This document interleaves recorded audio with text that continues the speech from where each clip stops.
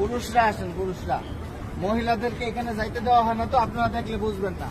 একটু আপনারা সাইডে থাকেন।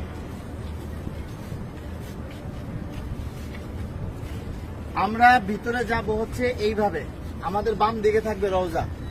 রওজা থাকবে কি বাম দিকে। ভিতরে কথা বলার কোনো সুযোগ নাই, বেশি সময় দাঁড়ায় থাকারও সুযোগ নাই।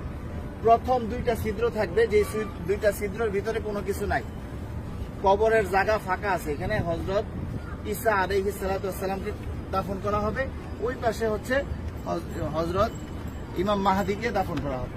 তো এই যে প্রথম দুইটা ছিদ্র ফাঁকা, এখানে অনেকে দেখবেন সালাম দিতেছে, ভিড় লেগে আছে। এখানে সালাম দিব না, আমরা সালাম দিব হচ্ছে এইখানে।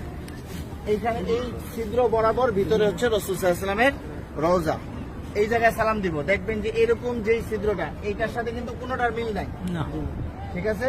এই বরাবর নবীজিকে সালাম দিতে হবে।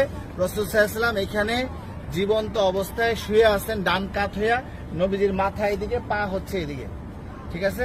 রাসূল শুয়ে আছেন, উম্মতের সালাম গ্রহণ করতেছেন। হ্যাঁ, সরাসরি সালাম গ্রহণ করতেছেন।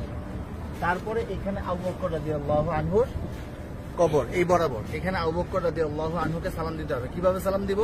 নবীজিকে কিভাবে দিব? আসসালাতু আসসালামু আলাইকা ইয়া রাসূলুল্লাহ, আসসালাতু আসসালামু আলাইকা ইয়া হাবিবাল্লাহ। যতটুকু বেশি আমরা পারি বলার চেষ্টা করব। সালাম দেওয়ার সবচেয়ে সুন্দর সময় হচ্ছে রাত্রে 10:30টার পর থেকে নিয়ে রাত্রে 1টা-2টা পর্যন্ত ফাঁকা থাকে, ভিড় থাকে না। আর দিনের বেলা সকাল 7টা থেকে নিয়ে একেবারে জোহর পর্যন্ত কি ফাঁকা থাকে, ফাঁকা। আসরের সময় থেকে নিয়ে এশারের পর পর্যন্ত কি থাকে? ভিড় থাকে। যত বেশি পারেন নবীজিকে সালাম দিবেন। যদি সালাম কবুল হয়ে যায়, আল্লাহ নবী বলতেছেন যে আমার রোজায় যে সালাম দিল তার উপরে, আমার উপরে ওয়াজিব হয়ে যায় তার জন্য হাসরের ময়দানে সুপারিশ করা।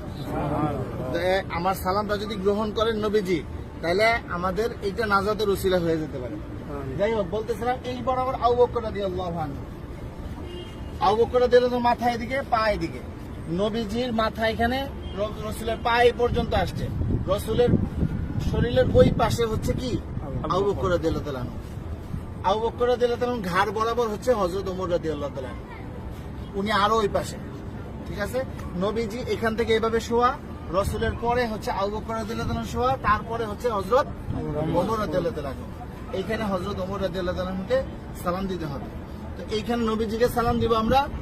আর রাসূলকে অনেক মানুষ আমাদেরকে বলছে না সালাম দেওয়ার জন্য, তো আমরা নিয়ত করবো যে আমাদেরকে যত মানুষ সালাম দিতে বলছে তাদের সকলের পক্ষ থেকে সালাম, আসসালাতু আসসালামু আলাইকা ইয়া রাসূলুল্লাহ, ঠিক আছে? তারপর আবু বকর রাদিয়াল্লাহু আনহুকে সালাম দিব, হযরত ওমর রাদিয়াল্লাহু আনহুকে সালাম দিব।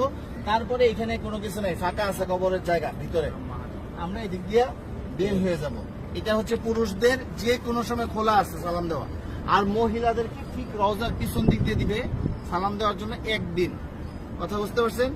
একদিন সুযোগ আসবে রিয়াজুল জান্নাহ নামাজ পড়ার জন্য, এবং সালাম দিবেন রওজার পিছন দিক থেকে। আর মহিলারা বাহির দিয়া প্রতিদিনই সালাম দিবেন আপনারা বাহির থেকে। হ্যাঁ, এই পাশে আসেন।